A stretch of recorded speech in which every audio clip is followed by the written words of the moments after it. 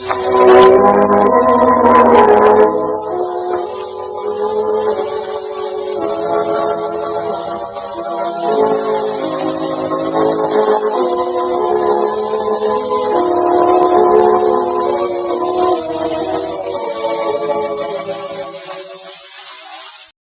Brent, what an angel you are. You brought me life. You're absolutely heavenly. Thanks, Cy. Nicky Scott, Mark's sister in New York, makes a mistake about a bouquet of lilacs. And also in today's episode of Against the Storm, Reed Wilson hears a scrap of news at Cathay from the world he lost. Today we bring you another chapter of Against the Storm, written by Sandra Michael and presented by Procter & Gamble, the makers of Ivory Soap.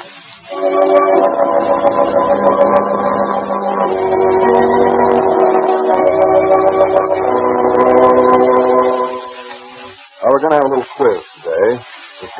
I'd like to see if you ladies have been paying attention to my pep talk here about Ivory Soap for dishwashing. I'd just like to see if you can check off the points I mentioned about why Ivory Soap is so popular for dishwashing. Okay, let's go. Now, what's the first reason Ivory Soap is swell soap in the dish pan? Huh? That's right, because it's pure. If everybody thought that one. Why, even babies know that.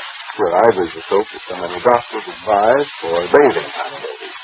All right, here's the next question. Ivory Purity does what for your hands?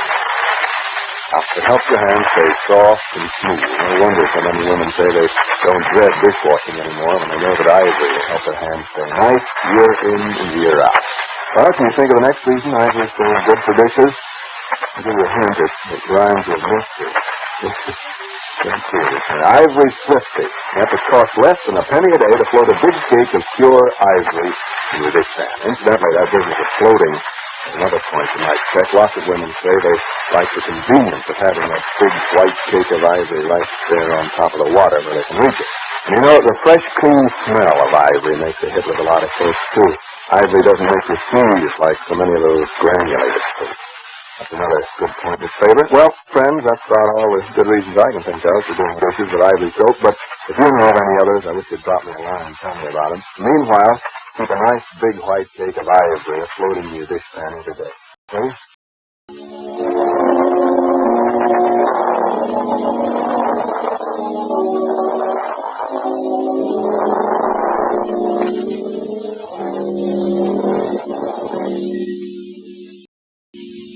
It's late this afternoon on a warm, rainy day in New York City.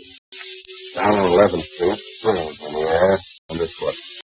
Passers by on River Street, hangs head first on a baby buggy, goes about in the gay, sad dust of the city streets, makes itself heard in every voice that calls a cheerful, banal greeting above the noise of traffic. In his first-floor apartment, Dr. Reimer sits in an open window working on one of his endless translations. He pauses now and again to look down into the street. The scene is drab compared to his memories of other springtimes at home on the Boulevard Frederick. But Dr. Reimer smiles in deep content, and he recognizes the same spirit within this spring as in those at home. Perhaps it's influenced by the music he hears from the apartment below. He knows it's Brooke Lewis playing, even though today he seems to have drifted into a lighter mood than his usual one. It's rather a long time, Dr. Reimer remembers, since he's heard Mr. Lewis playing. And Nicky Scott, Mark Scott's sister, is thinking the same thought as she hurries up the stairs to her own door.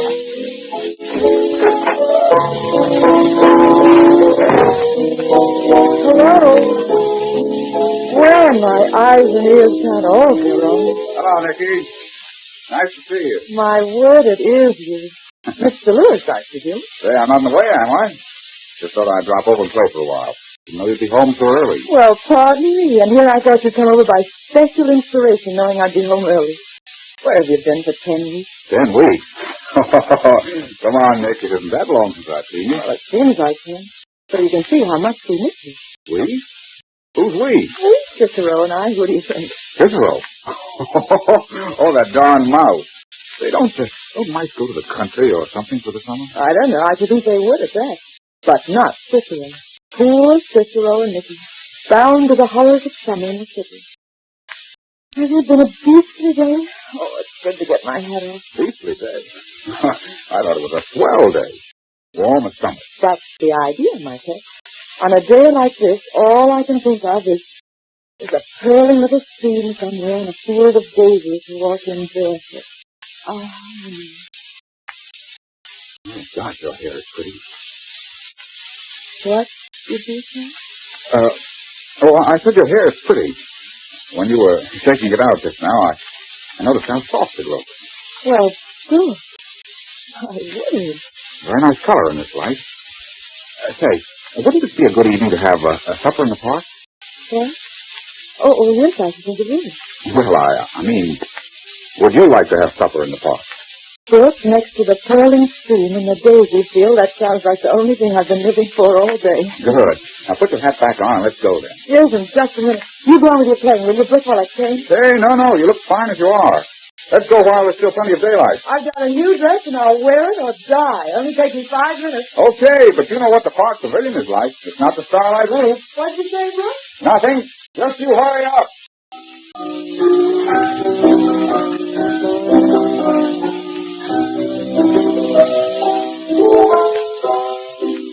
Why, Brook, you're an angel. Lilac.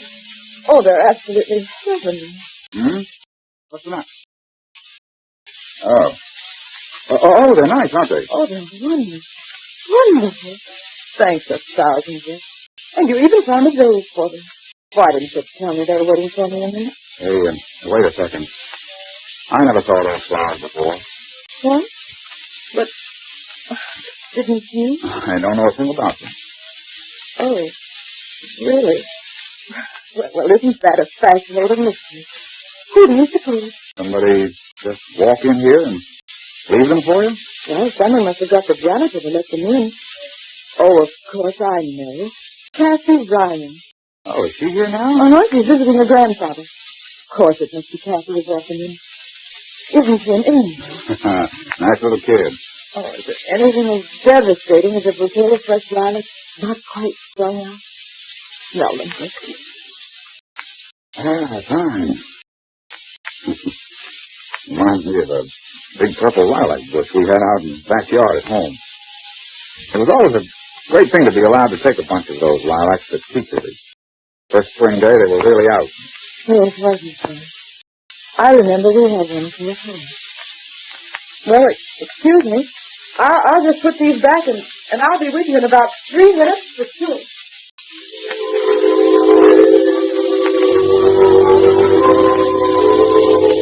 Nicky Scott is annoyed with herself, first for the highly ridiculous somersault that her heart seemed to execute, and Brooke Lewis remarked that her hair was pretty, then for the mistake about the lilac. It was a painful mistake, and she can only hope that Brooke may have been unaware how painful it was.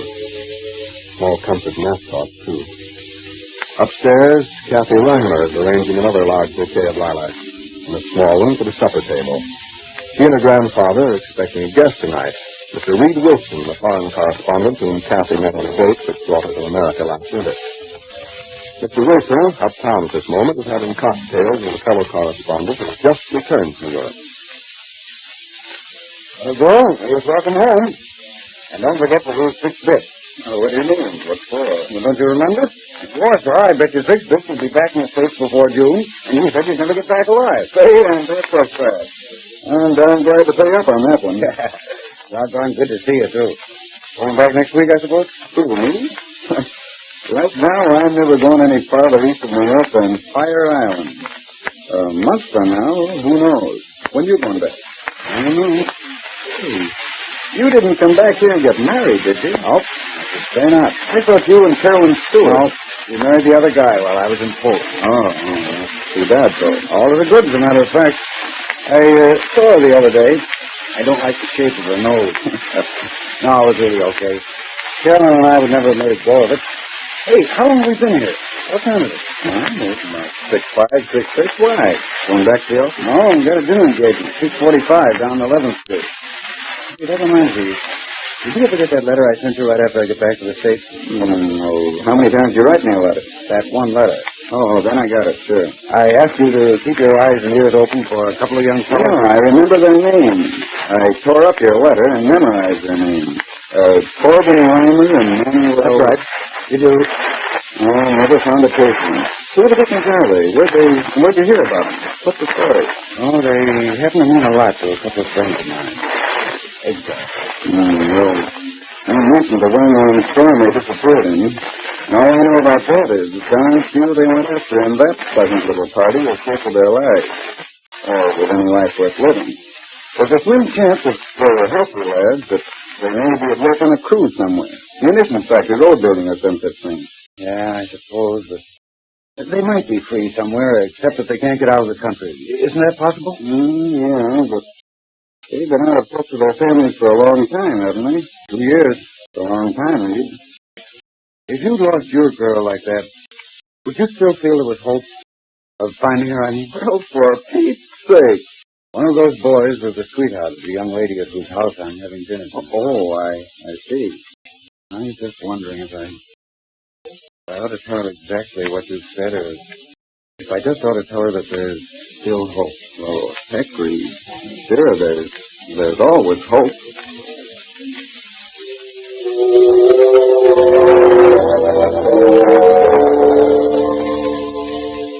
Especially when it's spring again. A bouquet of lilacs on a table can rebuild a world out of nothing. No one in his heart can really believe that everything must of necessity be lost and destroyed against the storm.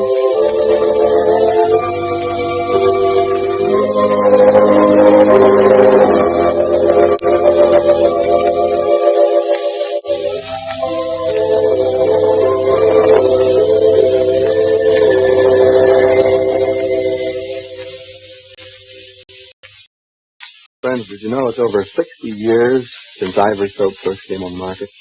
Yet more than 3 generations of housewives have been using this pure, white, floating soap in dozens of ways. Dishwashing, for instance, has always been one of the most popular uses of Ivory soap. Naturally, a soap that's pure enough for a baby's skin will be kind to your hands in the dishpan. And Ivory, you know, is the soap so many doctors advise for bathing tiny babies. So try Ivory for your dishes and see how soft and smooth it helps your hands look. And remember, you can help keep them that way if you use only Ivory for all your dishwashing. Another reason you'll enjoy using Ivory regularly in the dishpan is because it's such a thrifty soap. 2 of those generous large-sized cakes, for instance, will take care of all your dishwashing for more than 3 weeks. Get a supply of those thrifty big cakes today, won't you?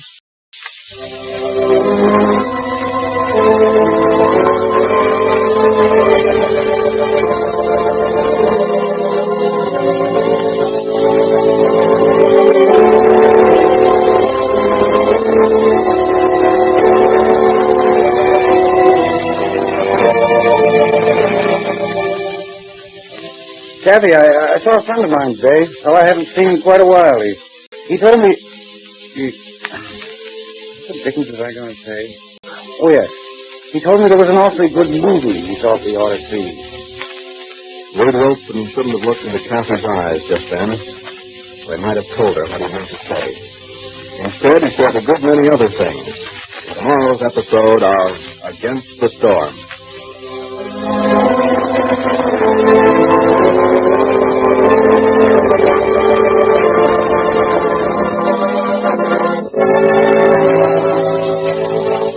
This is Ralph Edwards saying good day for the makers of Ivory Soap and Ivory Flakes.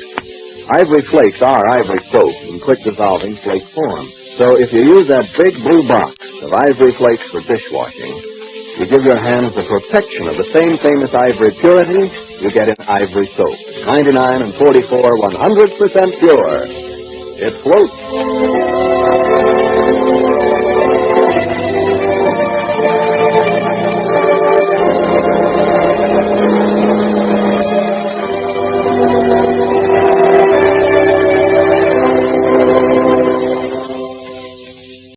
Friends, have you been following The Guiding Light as closely as you followed Against the Storm? I hope you have, because both programs are equally good to listen to. Stay tuned in to the same station for The Guiding Light, which follows at once. This is the National Broadcasting Company.